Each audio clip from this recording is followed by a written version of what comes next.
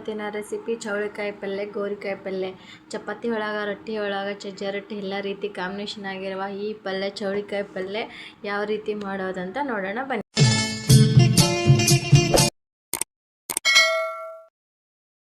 ಚೌಳಿಕಾಯಿನ ನಾನು ಈ ರೀತಿ ಸಣ್ಣದಾಗಿ ಕಟ್ ಮಾಡಿ ಇಟ್ಕೊಂಡಿದ್ದೀನಿ. ನಿಮ್ಗೆ ಯಾವ ಶೇಪ್ ಬೇಕೋ ಆ ಶೇಪಲ್ಲಿ ಕಟ್ ಮಾಡ್ಕೋಬೋದು. ನಾನು ಸ್ಟವ್ ಆನ್ ಮಾಡಿಬಿಟ್ಟು ಒಂದು ಪಾತ್ರೆ ಇಟ್ಕೊಂಡಿದ್ದೀನಿ, ನೀವೇ ನೋಡ್ತಿರ್ಬೋದು. 2 ಟೇಬಲ್ ಸ್ಪೂನಷ್ಟು ಎಣ್ಣೆ ಆ್ಯಡ್ ಮಾಡ್ಕೊತಿದ್ದೀನಿ. ನಿಮ್ಗೆ ಎಷ್ಟು ಬೇಕು ಅಷ್ಟು ಹಾಕ್ಕೊಳ್ಳಿ. ಎಣ್ಣೆ ಕಾದ ನಂತರ ಸಾಸಿವೆ ಮತ್ತು ಜೀರಿಗೆ ಕೂಡ ಆ್ಯಡ್ ಮಾಡ್ಕೊಂಡಿದ್ದೀನಿ. ನಂತರ 4 ಬೆಳ್ಳುಳ್ಳಿ ಕೂಡ ಆ್ಯಡ್ ಮಾಡ್ಕೊಂಡಿದ್ದೀನಿ. ಸ್ವಲ್ಪ ಕರಿಬೇವು ಕೂಡ ಹಾಕ್ಕೊತಿದ್ದೀನಿ, ನೀವೇ ನೋಡ್ತಿರ್ಬೋದು. ಇಷ್ಟು ಹಾಕ್ಕೊಂಬಿಟ್ಟು ಆಗಲೇ ಹಚ್ಚಿಟ್ಕೊಂಡಿರುವಂಥ ಒಂದು ಈರುಳ್ಳಿ ಕೂಡ ಆ್ಯಡ್ ಮಾಡ್ಕೊತಿದ್ದೀನಿ, ನೀವೇ ನೋಡ್ತಿರ್ಬೋದು. ಹಾಕ್ಕೊಂಬಿಟ್ಟು ಒಂದು ಸ್ವಲ್ಪ ಮಿಕ್ಸ್ ಮಾಡ್ಕೊತಿದ್ದೀನಿ. ಮಿಕ್ಸ್ ಮಾಡ್ಕೊಂಡ ನಂತರ ಆಗಲೇ ಹಚ್ಚಿಟ್ಕೊಂಡಿರುವಂಥ ಒಂದು ಟೊಮೆಟೊ ಕೂಡ ಆ್ಯಡ್ ಮಾಡ್ಕೊಂಬಿಟ್ಟು ಮಿಕ್ಸ್ ಮಾಡ್ಕೊತಿದ್ದೀನಿ. ಈಗ ಮತ್ತೆ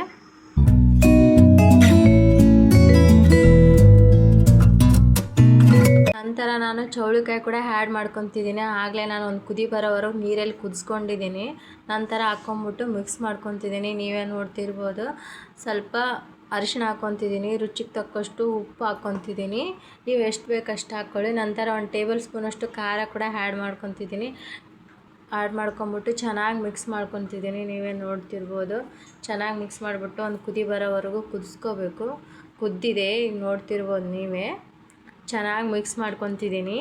ಮಿಕ್ಸ್ ಮಾಡ್ಕೊಂಬಿಟ್ಟು ಆಗಲೇ ನಾನು ಮಿಕ್ಸಿಗೆ ಇಟ್ಕೊಂಡಿರುವಂಥ ಶೇಂಗದ ಪುಡಿ ಕೂಡ ಆ್ಯಡ್ ಮಾಡ್ಕೊತಿದ್ದೀನಿ. ಒಂದು 4 ಟೇಬಲ್ ಸ್ಪೂನಷ್ಟು ಶೇಂಗದ ಪುಡಿ ಹಾಕ್ಕೊಂಡಿದ್ದೀನಿ. ಚೌಳಿಕಾಯಿಗೆ ಶೇಂಗದ ಪುಡಿ ಹಾಕಿದ್ರೆ ಟೇಸ್ಟ್ ಚೆನ್ನಾಗಿರುತ್ತೆ.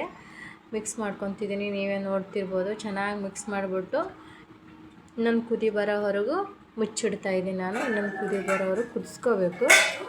ಕುದಿ ಆಗಿದೆ, ನೀವೇ ನೋಡ್ತಿರ್ಬೋದು. ಸ್ವಲ್ಪ ಕೊತ್ತಂಬರಿ ಹಾಕ್ಕೊತಿದ್ದೀನಿ ನಾನು. ಹಾಕ್ಕೊಂಬಿಟ್ಟು ಚೆನ್ನಾಗಿ ಮಿಕ್ಸ್ ಮಾಡ್ಕೊತಿದ್ದೀನಿ, ನೀವೇ ನೋಡ್ತಿರ್ಬೋದು. ರೆಡಿ ಆಗಿದೆ ಚೌಳಿಕಾಯಿ ಪಲ್ಯ. ಗೋರಿಕಾಯಿ ಪಲ್ಯ ಇನ್ನೂ ಯಾವ ರೀತಿಯಲ್ಲಿ ಕರಿತಾರೋ ನನಗೆ ಗೊತ್ತಿಲ್ಲ. ಒಮ್ಮೆ ಈ ಥರ ಮಾಡಿ ನೋಡಿ. ಚೌಳಿಕಾಯಿ ಪಲ್ಯ ಚಪಾತಿ ಒಳಗೆ, ರೊಟ್ಟಿ ಒಳಗೆ ತುಂಬ ಇಷ್ಟಪಟ್ಟು ತಿಂತಾರೆ. ಈ ಥರ ಟ್ರೈ ಮಾಡಿ ನೋಡಿ ನೀವು ಕೂಡ. ಇಷ್ಟ ಆದರೆ ಲೈಕ್ ಮಾಡಿ, ಕಮೆಂಟ್ ಮಾಡಿ, ಸಬ್ಸ್ಕ್ರೈಬ್ ಆಗೋದನ್ನು ಮರಿಬೇಡಿ.